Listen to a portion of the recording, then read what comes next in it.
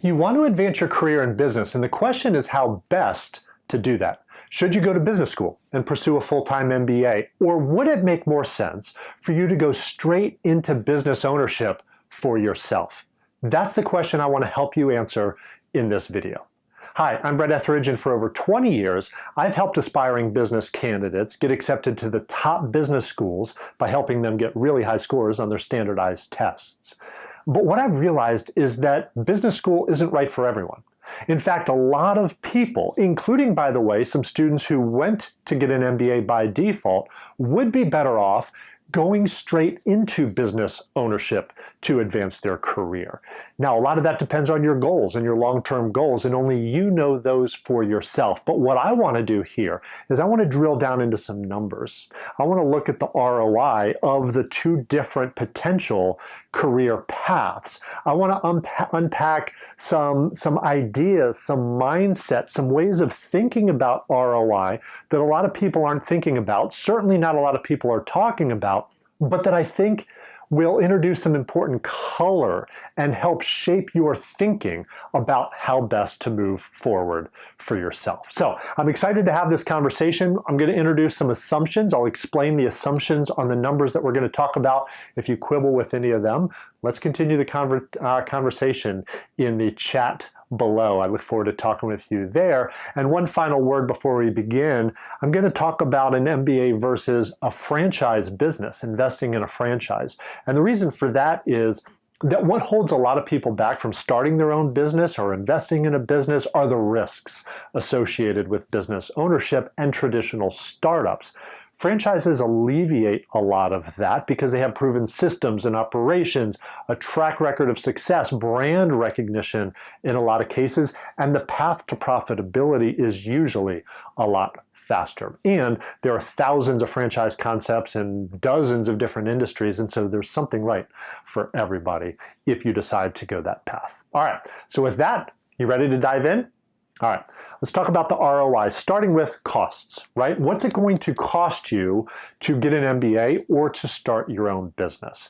And the numbers I pulled that I'm going to reveal for the cost of a traditional 2-year MBA are an average of the current tuition and costs associated with the top 7, the M7 business schools. The reason I looked at those is because in my experience talking to a lot of people have this idea that if I'm going to invest in business school, I want to go to a top school. It's really only worth it if I'm going to a top school in terms of their ability to catapult me in my career. Now, there are some misguided assumptions there. That's not true, but that's not the purpose of this conversation. But I do know a lot of you watching this may be considering Wharton, Stanford, Harvard, MIT, Booth, right? Chicago. And so when you average all of those, here's what you're looking at over 2 years. An investment of $183,000 or $490. Now, by the way, that is just tuition and fees. It's not all of living expenses. If you add in living expenses, because what a lot of people do is they just take out loans to fund the entire 2 years. You're a full-time student, and so you're not working in a lot of cases. You might not have other income coming in, and so you also need some help buying food and paying rent or housing and all of those.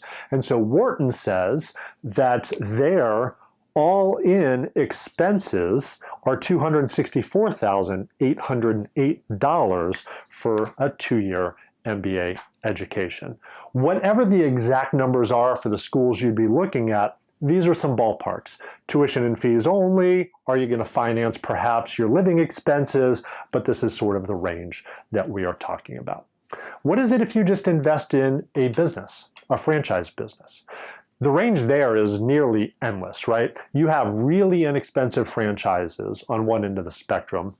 On the other end of the spectrum, you have brick and mortar. I mean, you're probably thinking McDonald's and Subway and some of the food services franchises. But like I mentioned, there are thousands of different franchise concepts. Some of them are home-based. Some of them are brick and mortar. Some of them can be very expensive, others not so expensive.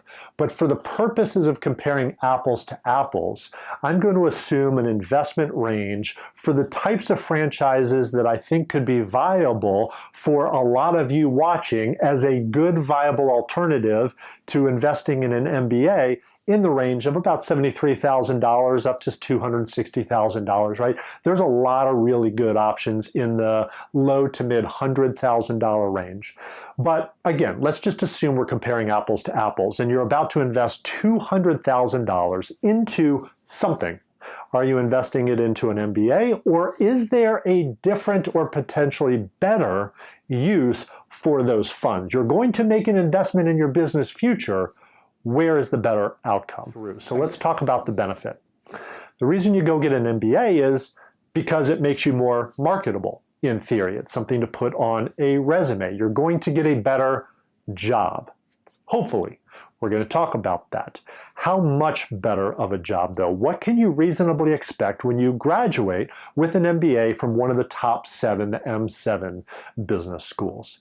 And again, there are really good numbers on that. In fact, I just ran all of the numbers. There's a really good analysis where all of the top schools, really all of the schools, their alumni departments or their admissions departments, they publish the reported starting salaries of all of their graduates. And by the way, not everybody gets a job upon graduation. That's something we're going to talk about here in a minute. But if you got a job after graduating, what was your starting salary? What was your total compensation package?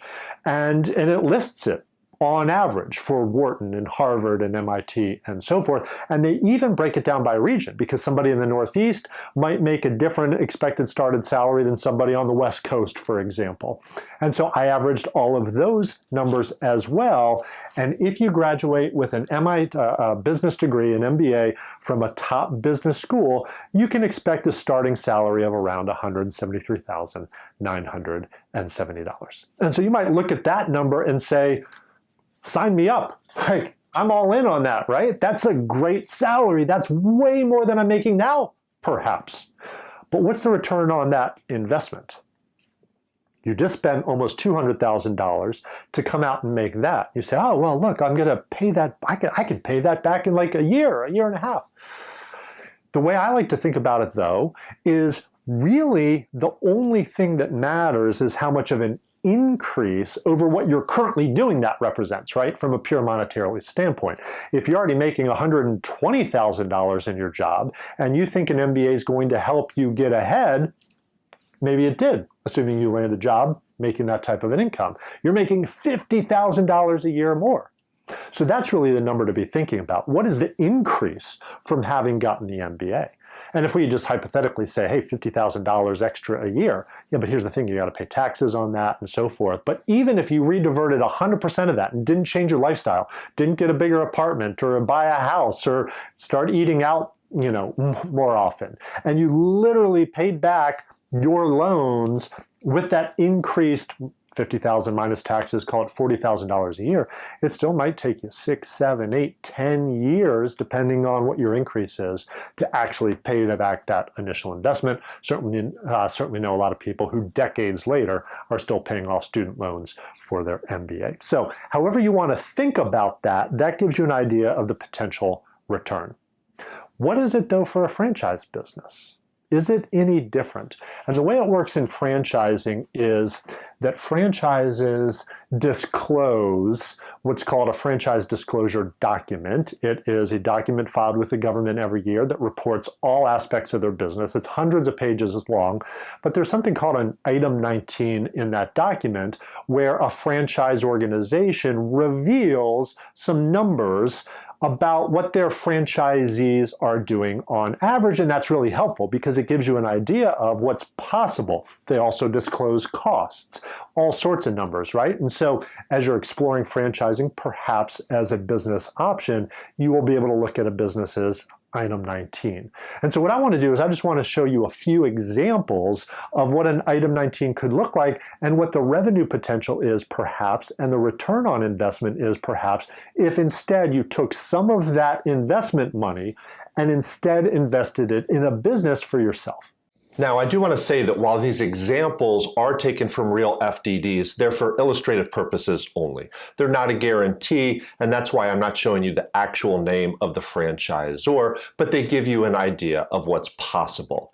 Now, this first one is in the home services industry. It's a plumbing and HVAC business. It has an investment range that is in the same range that we've been talking about in terms of the investment for an MBA.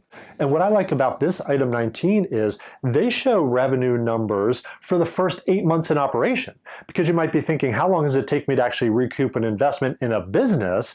Whereas if I graduate in 2 years with an MBA, I'll just have my salary. But look at what's possible in the first 8 months with this organization. This is on average, or this franchise group. On average, this is what their franchisees are doing. And it actually has it broken out by the bottom 25%, the mid-range, the top 25%. And I'm sure all of you watching this are going to be top 25% performers in anything you do in life.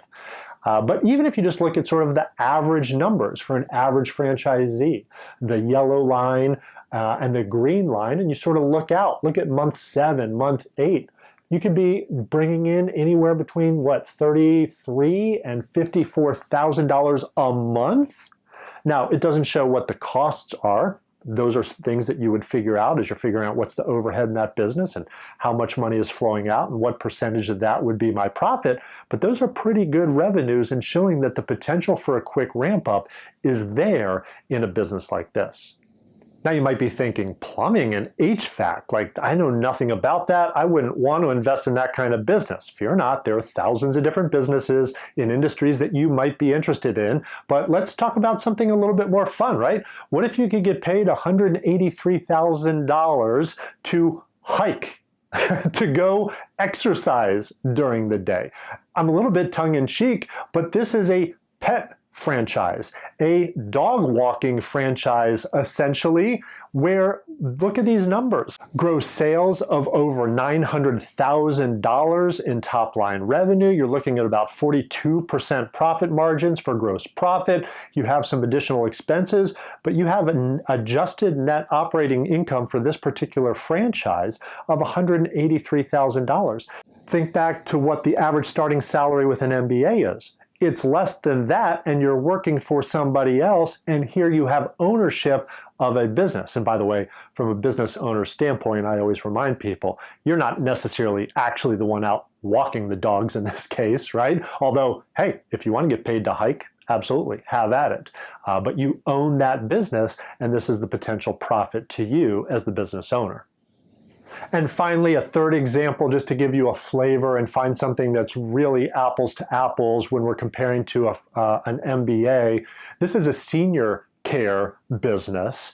And this item 19, I like it because it shows what the income potential is as you're in the business longer. Obviously, the longer that you've been in the business, building the business, you would expect your revenue to grow, and you see that.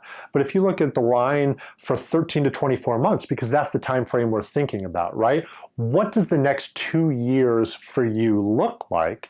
You see average revenue, average billings in this business of $405,671.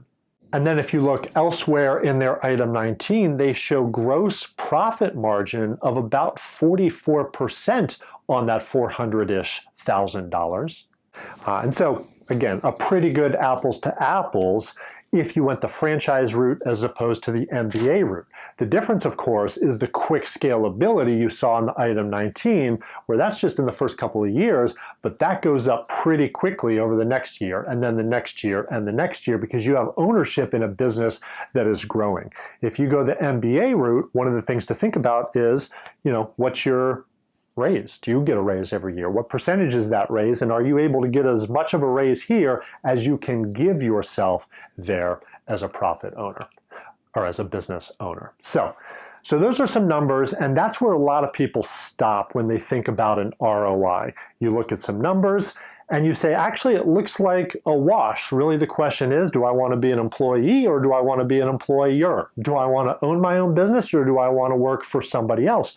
And that is actually a really important consideration, because a lot of people want to go to business with a long-term goal of maybe being in business for themselves or rising to the C-suite of whatever company they're working for and having a little bit more ownership in that business. But again, what if you could jump to the head of the line and just be a business owner straight out of the gate? But there are some other aspects of ROI that I think are important to consider as well. And the exercise I like to do, because there's always an opportunity cost. If you're going to go sit in a classroom for 2 years, what is the opportunity cost of that? And specifically, I like to think about what does life look like 2 years from now if you go these two different paths, right? It's like the Robert Frost poem. Two roads diverged in a yellow wood, and I took the one less traveled by. Where do you end up on each of those roads projecting out 2 years from now? And so let's look at the P&L. Right? 2 years from now, you graduate, you've got your piece of paper, and what does your P&L look like? It looks like debt. In most cases. Now, if you have the ability to write a check for $264,808, good for you. But a lot of people are funding their MBA, and they end up graduating with a lot of debt. Maybe they have a job, maybe they don't, but they owe some money for that investment. 2 years, if instead you start a business, and specifically a franchise business, you don't have debt, you have earnings. Because you have been earning money throughout. I showed you one of those item 19s. You're bringing in money month 1, month 2, month 8. Certainly by month 24, on average, you are earning. And that's a big difference. It's like a 2-year head start. You only just start to earn after 2 years with your MBA. You have been earning all along, pouring into something, building an asset for yourself. And so that's an important distinction. The second thing I want to think about is job security. What does life look like when you graduate with your MBA? You're entering a world of competition.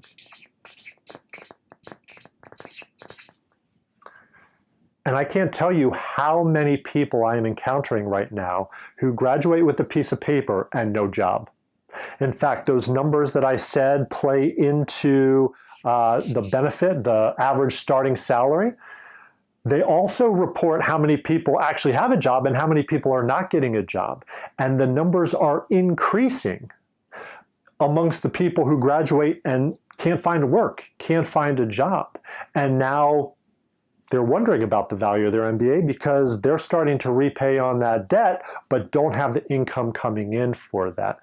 It can be cutthroat out there, even with an MBA. And so you're entering that world of competition. Whereas again, if you go the business route, you have ownership. That's the definition of job security. Now, of course, it depends on actually having a good business, a viable business. On the front end, that's the important decision point. Which franchise do you align yourself with? What business do you start? Is it likely to be profitable? And can you build a successful business? That's where you have some tailwinds in franchising. But even if you start your own business, you have ownership. Nobody's firing you. Keep the business profitable, and you will have income coming in. The third thing I like to think about is what skills do you have at the end of those 2 years? And with an MBA, you have a lot of head knowledge. You've learned a lot of things in a classroom. You know spreadsheets and financial statements, and you've done some case studies, and you've learned a lot of theory. But if you want to learn business, why not just start doing business?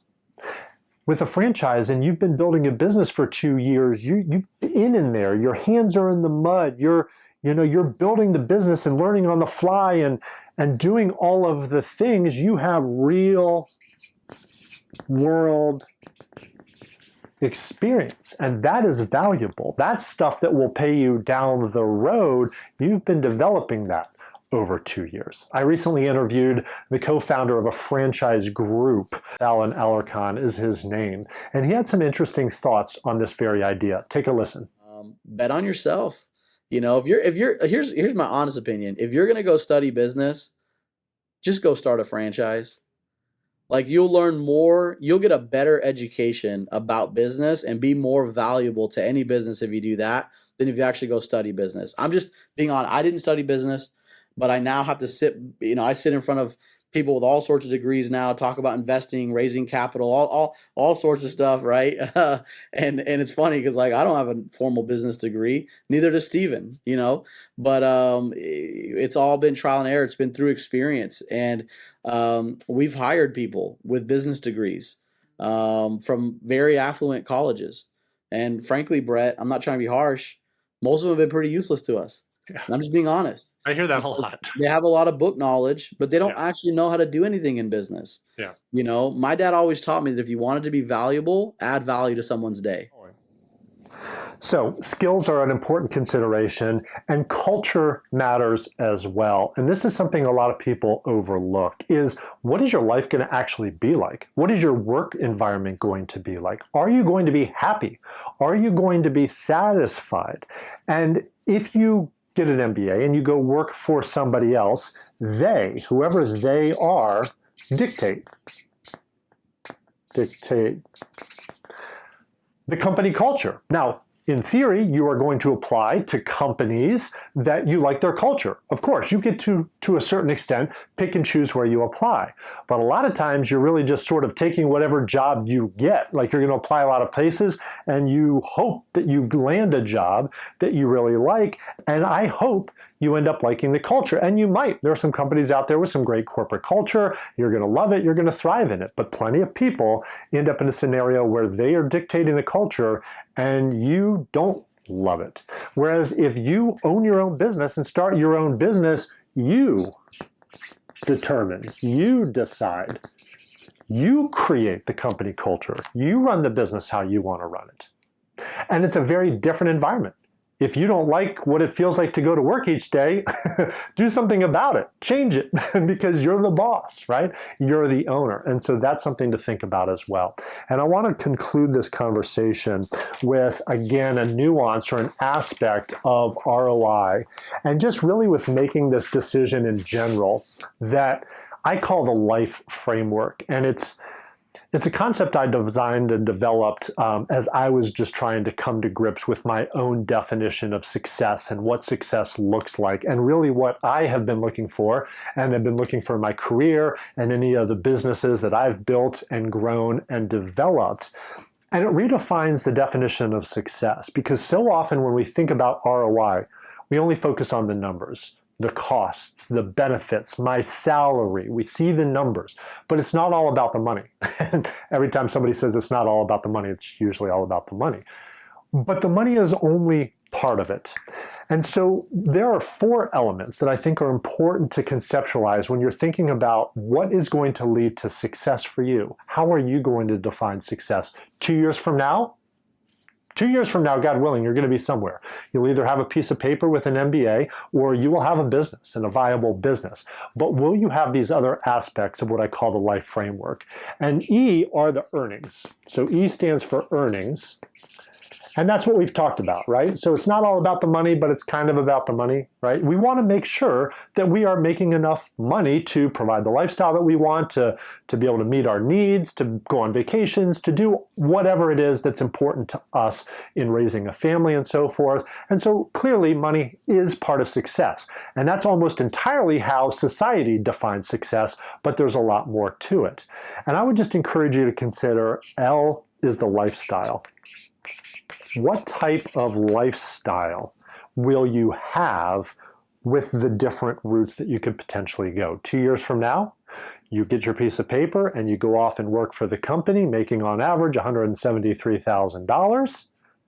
And there are going to be high expectations on you. You're going to work a lot of hours. You're going to get your 2 weeks of vacation a year. You're going to be expected to stay late and put in the work and work overtime and pour yourself into that. Not a lot of free time in a lot of cases. Not always the best lifestyle when you go the corporate route. Now, as you advance, lifestyle can improve. As you make more money, lifestyle can improve. But what's important to you? And I know for me and a lot of business owners, having freedom, right? Lifestyle is all about freedom. To work when you want to work. To take time off when you want to take off. I just talked to a business owner, a franchisee, who's taking the entire month off next month to go travel to Mexico with his family because he has a GM in place. He's got a business that is running behind the scenes. He collects paychecks while he's sitting on the beaches of Mexico with his family. That's the type of lifestyle you can often create as a business owner. I stands for impact. And to me, this is the most important thing when I think about the types of businesses that I want to build. What difference am I making in the world? Is that important to you? But I find that there's a lot of fulfillment, and a lot of studies bear this out. The science is very clear that when we feel like we are making a difference, when we are making an impact, we are more fulfilled in what it is that we are doing. Can you make an impact in consulting, investment banking, sustainability, like whatever career path you go into with your MBA? Absolutely, of course. But I would just encourage you to at least ask that question when you're figuring out where to apply. For example, what types of companies you want to work for, what job role you want, how you want to use that MBA. Can you make impact? Yes, you probably can with an MBA, and you absolutely can if you become a business owner, because you get to decide what business to start. Start a business in an area where you're making a difference. I talked in my 3 hypotheticals about senior care. Go invest and pour into seniors, make a difference, right? So you can absolutely do that and make impact in either direction, but just make sure that you consider it. And the final idea is fit. The ROI in terms of a life framework is going to be best accomplished if you are in alignment with your personal values, with things that matter to you, with a long-term vision of goals that you have for yourself, and you choose something, a path that is a good fit for you. If you go the MBA route, ensure that you are not just taking any job. That's so often the danger, is that at some point, you're sitting there staring at the loans you have to repay, and it's like, I'll take anything at this point, even if it's not a great fit. With business ownership, you can control the fit a little bit better. And in fact, a lot of what I do as a franchise consultant is help people find the right fit. Filter through the literally thousands of franchise concepts across 30 some odd different industries and say, nope, of all of those, here are some that I think would match you really well and fit you really well, and you would thrive in that environment. But that has to be a big part of creating a great lifestyle. And I'll leave you with this thought. I saw the following graphic recently taken from a survey of business owners. And it shows the reported level of happiness as a business owner. And 75% of small business owners report being happy, either somewhat happy or very happy. That is a large number.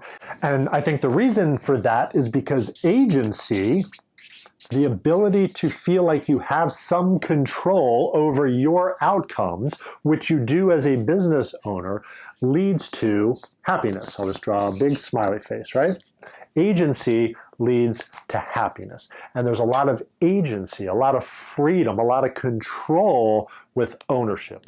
So, this conversation might have gone a slightly different direction than you expected. Certainly, it's not a lot of what people tend to think about when they think about ROI, but I hope you have found it helpful. I hope you are inspired. I hope you are hopeful to realize that there are different paths. I think a lot of times, too, people fall into this trap of feeling like there's only one way to get ahead. If I want to move forward in business, I have to go to business school. If I want to go into business for myself, I have to invent something or come up with some great idea or start my own consulting practice. And you could absolutely DIY. You could absolutely start your own business, but there are other options. And franchising is an option that a lot of people don't know about, have misconceptions about, or have never considered for themselves. So as you're thinking about investing in your future, the question is, where? And if you would like to have a conversation about franchising as an option and see if there might be a good fit franchise for you in an investment range that you can handle to get you where you want to go, I'd love to have that conversation with you. Head over to franchisesforfathers.com, book time with me, a free consult. I'm happy to do some research for you and see what we can find. And by the way, if you decide going to business school makes the most sense for you, I have extensive experience and history in that industry as well, and I'm happy to share any thoughts and experience with you to help you make the best decision. So I'll look forward to continuing the conversation in the chat below. Let me know, what did you like? How did this shift your thinking? And again, reach out to us at franchisesforfathers.com if you have an interest in pursuing franchising as a way to get ahead. So with that, I'll sign off for now. Look forward to talking with you again soon. Go out and make a difference in the world.